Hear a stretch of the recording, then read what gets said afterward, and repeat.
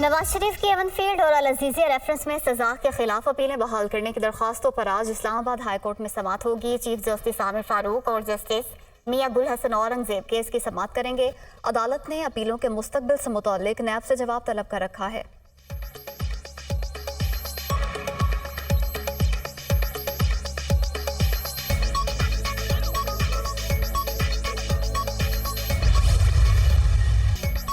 गजा में बारूद से अटी सुबह खून मिलिट्री शामें निहत्ते फ़लस्तीनी इसराइली जारहियत के सामने बेबस। बमबारी से 344 बच्चों समेत मजीद 756 फ़लस्तीनी शहीद हो गए। शोहदा की तादाद 6500 से जायद हो गई। 2700 बच्चे 1300 खवातीन शामिल 18,000 जख्मी। गजा में अल वफा अस्पताल के करीब बमबारी, मुतादिद अफराद मलबे तले दब गए। हलाकतों का खदशा। गजा में अल जजीरा टीवी के रिपोर्टर की अहलिया, बेटी और बेटा भी शहीद हो गए। इसराइल का शाम में फौजी बैरक पर हमला, 8 शामी फौजी शहीद। हमास का इसराइल पर सबसे तवील मिसाइल हमला। गजा की पट्टी से 220 किलोमीटर दूर इसराइली शहर इलात को निशाना बनाया गया। हमास ने 220 किलोमीटर तवील फासले तक मार करने वाले मिसाइल अयाज तागने की वीडियो जारी कर दी।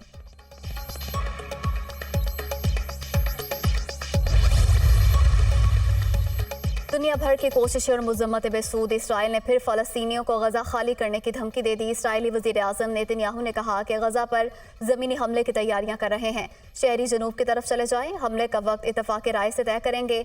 ज़मीनी हमला यरगमालियों को वापस लाने के लिए किया जाएगा।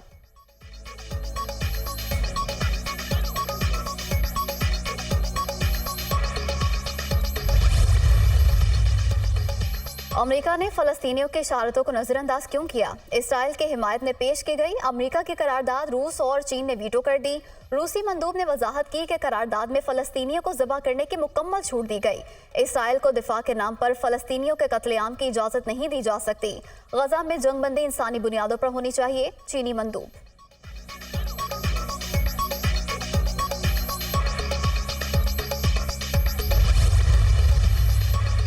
इसराइल को गजा में बमबारी की हिदायत अमेरिका दे रहा है। ईरान के सुप्रीम लीडर आयतुल्लाह खामनाई का दबंग ऐलान। कहते हैं अमेरिका मुजरिमों का साथी। अमेरिकियों के हाथ गजा के महसूर बच्चों, खवातीन और मरीजों के खून से रंगे हैं।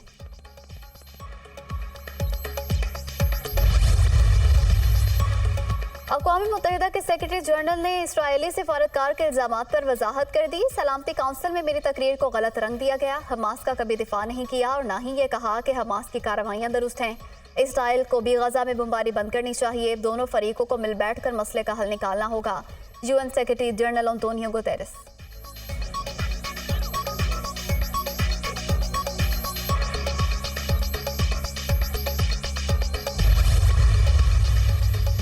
यकीन नहीं कि जनवरी के आखिरी हफ्ते में इलेक्शन होंगे। इलेक्शन एक्ट 2017 की शिक 57 में तरमीम आइन के खिलाफ है। जस्टिस काजी फायजीसा के खिलाफ रेफरेंस मैंने नहीं भेजा था। रेफरेंस वजीर आजम हाउस से आया था। बतौर सदर 9 मई के वाक़े की शदीद मजम्मत की। तोड़ फोड़ नहीं होनी चाहिए। अगर ऐवान सदर में ना होता तो मैं भी जेल में होता। चेयरमैन PTI आज भी मेरे लीडर हैं। माली अमूर में उन्हें ईमानदार पाया। वो एक मुहिब वतन पाकिस्तानी है। सदर मुमलिकत डॉक्टर आरिफ अलवी का इंटरव्यू।